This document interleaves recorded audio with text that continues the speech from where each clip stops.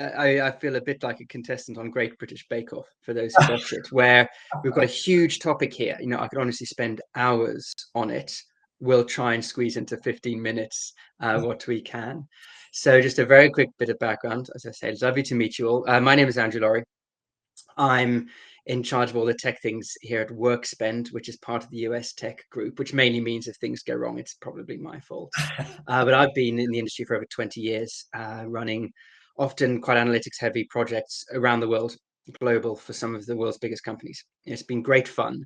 But along the way, I have learned a lot of lessons the hard way, as I'm sure we all probably do, around what not to do, the things you have to avoid, the mistakes you can't make twice, or because you won't get away with it the second time, when it comes to actually delivering results. So if you are looking at data analytics, you've got one data source and it's there and you own it, this session isn't for you.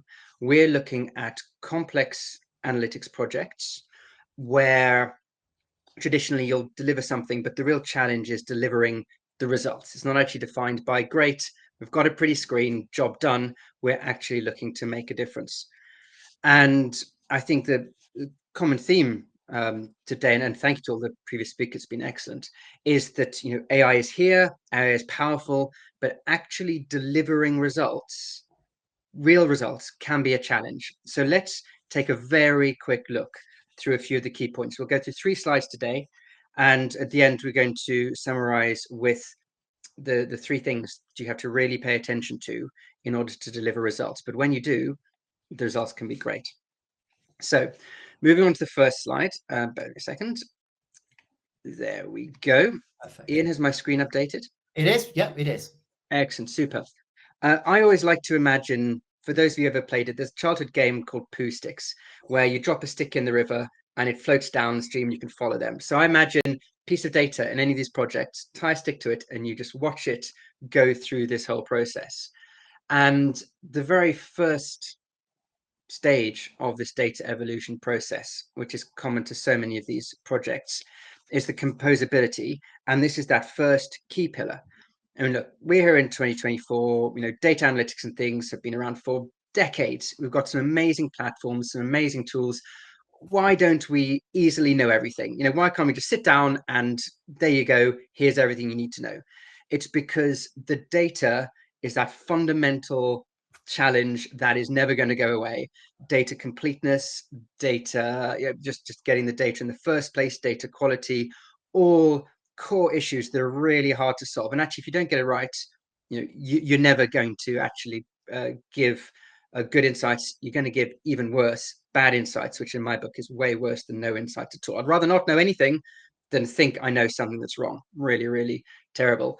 It's a bit like heat. We talk with AI and all of the heat that's produced and the cooling and all the energy that goes into the DPUs, CPUs that are running these AI algorithms. That is because it's a fundamental physical law of the universe. Until we change physics or come up with some crazy, crazy new technology, we're not going to be able to get around heat when it comes to AI. It's the same with analytics and reporting. Until we somehow do something crazy, come up with sort of magic Harry Potter style, we're not going to be able to get away from that core pillar of just straight up relying on the data and the quality of the data, and we're having to focus on that no matter how sophisticated we get further down the line. But what we are really getting some great tools coming to the forefront is in these later stages around the democratization, the visualization, of course, prediction of that we can deliver through basic analytics products. So I'm going to spin straight on to this next slide. Now, this next slide I love. There is so much. You could spend, I said hours before, days just on this slide. Now it stems, I'm sure you'll all very much recognize it, the roots of it back from, when was it, 2003, the Donald Rumsfeld unknown speech. There's, of course, the Johari window, all of these concepts around what you know, what don't you know, and it's often kind of structured like this in a quadrant. So I'm going to take you through these quadrants again very quickly, because I do want to get to the next slide and really start focusing on some of the ways that we deliver the vision. But this is key. So top left, we have the situation where you know the answer and you know the question. Great, I'm off to play golf, perhaps have a nice bit of lunch, job done. Doesn't happen very often. I can't tell. Yeah, 0 times is the number of times someone's asked me something or my team something, and they already know the answer and the question. Top left, then you don't know the answer, but you know the question. This is that classic, kind of more like data analytics than business analytics. We need to know how much overtime overage we're running at a particular location. Someone go away, find the data. Even better, if you've already got a good analytics product set up, you've probably got that data layer in there. Produce the answer. Super, thanks. I'll go and do something with that. Bottom left there, then, this is where we really start to talk about business analytics. This is getting more advanced. This is, okay, great. Our spend is down quarter over quarter, in a particular location. Now, what I don't know is what's the question I should be asking? Why? What is causing this? What do we need to think about? Do we need to be worried about this, or is it actually just standard? Are there perhaps reasons that are completely understandable and actually temporary that are causing just a slight dip in our spend? Don't know. So again, business analytics, the humans, the data analysts will really bring in context and their understanding and analyze it and perhaps come up with the result. Bottom right, though, this is where it's starting to get fun.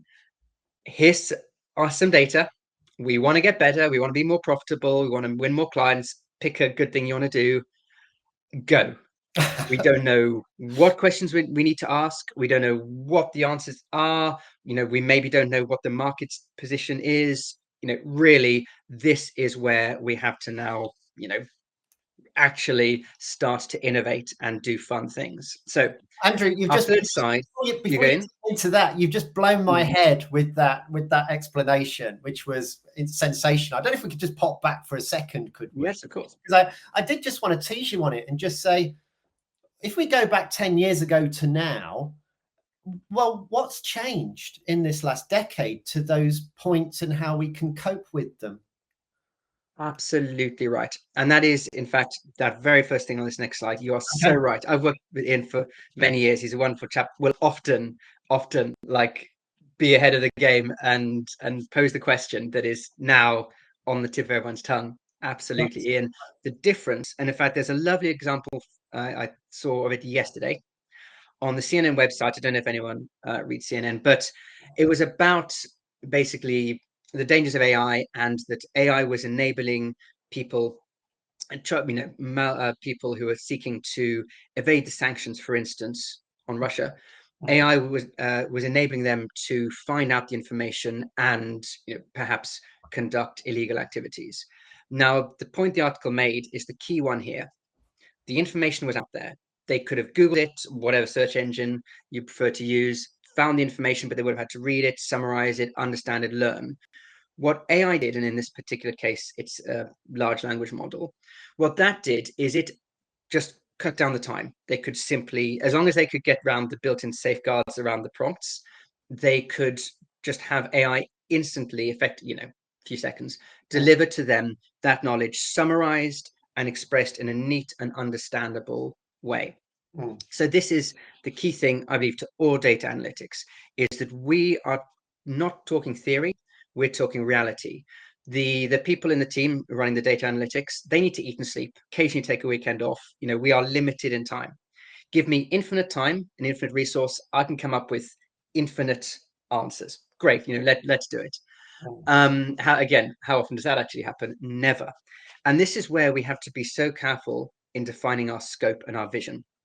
Related concepts, but where I've seen so many analytics projects fall down and go wrong. Because if you define your vision too small, then you haven't got the data you need.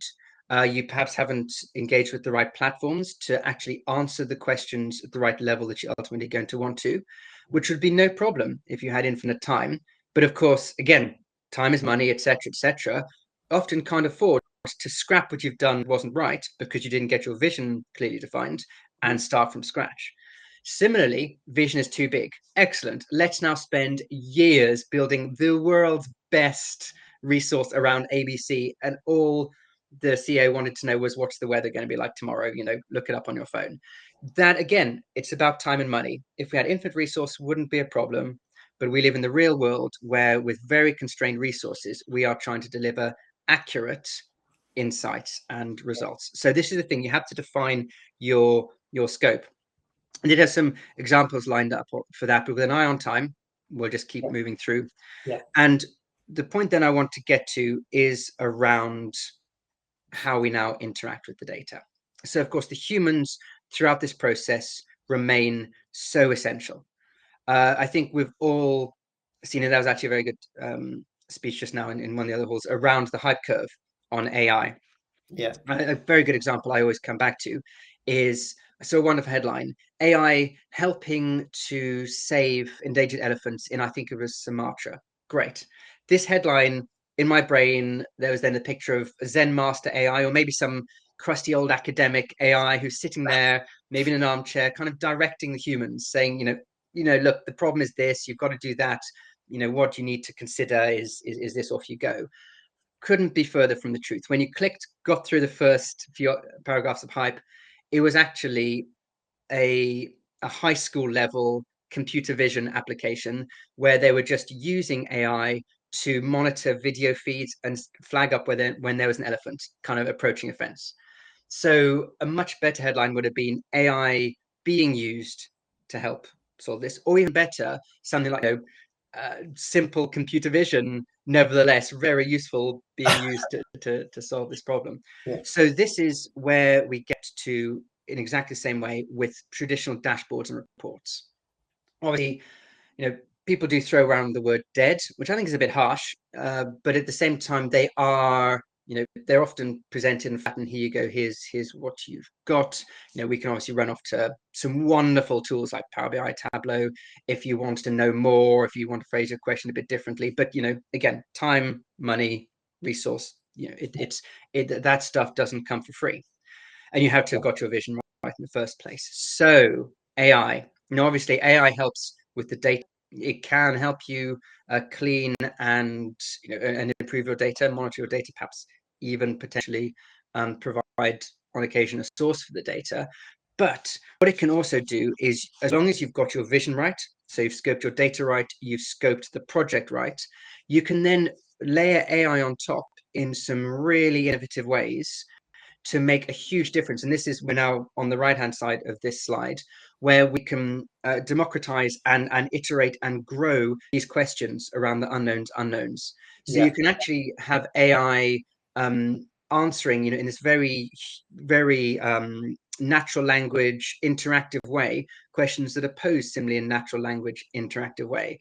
But as I said, it has to be based upon the same stuff we've been doing for 20, 30 years around the data has to be right, the vision has to be correct, you have to have the project well scoped and well defined in order to enable you to then put these really amazing tools that are coming to the forefront in.